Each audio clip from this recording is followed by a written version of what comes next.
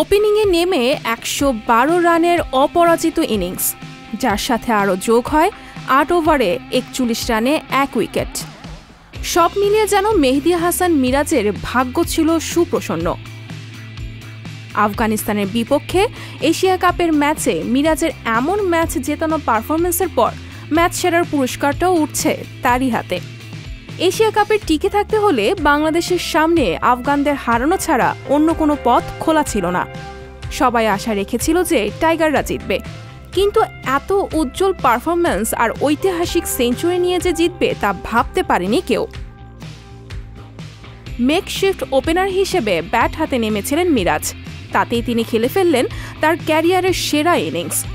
চোট পেয়ে মাঠ ছাড়ার আগে তার সংগ্রহে ছিল ১১৯ বলে ১১২ রান, যেখানে ৭টি চারের সঙ্গে ছিল ৩টি ছয়।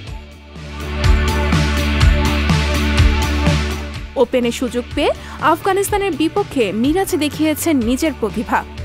ব্যাট হাতেই যে মাঠে রাজ করেছেন মেহেদী হাসান মিরাজ এমনটাই নয়, শুধু দেখিয়েছেন তার সেরা বোলিং পারফরম্যান্সও। ম্যাচের গুরুত্বপূর্ণ সময়ে ব্রেক থ্রু এনে দলকে এনে দিয়েছেন এক দারুণ জয়। আফগানিস্তানকে হারাতে ঢেলে সাজানো হয়েছিল একাদশ। মিরাজ যেখানে লোয়ার অর্ডারে খেলা অভ্যস্ত, সেখানে তাকে নামিয়ে দেওয়া হয় ইনিংস উদ্বোধনে। আফগান স্পিনের কথা মাথায় রেখেই বাঁহাতি শান্তর জায়গাতে নামানো হয় ডানহাতি তাওহিদ হৃদয়কে। তবে পাওয়ার প্লের পরের ওভারে হৃদয় ড্রেসিং রুমে ফিরলেও ক্রিজে একজন ডানহাতিকে রাখার যে পরিকল্পনা ছিল সেটি দীর্ঘস্থায়ী রূপ নেয়। ৫৭ বলের মাথায় মিরাজের বিপরীতে থাকা নাজমুল হাসান পেয়ে যান 50। হাফ সেঞ্চুরি করতে একটু বেশি সময় নিলেও শান্তর আগেই সেঞ্চুরির কোটা পূরণ করেন মিরাজ।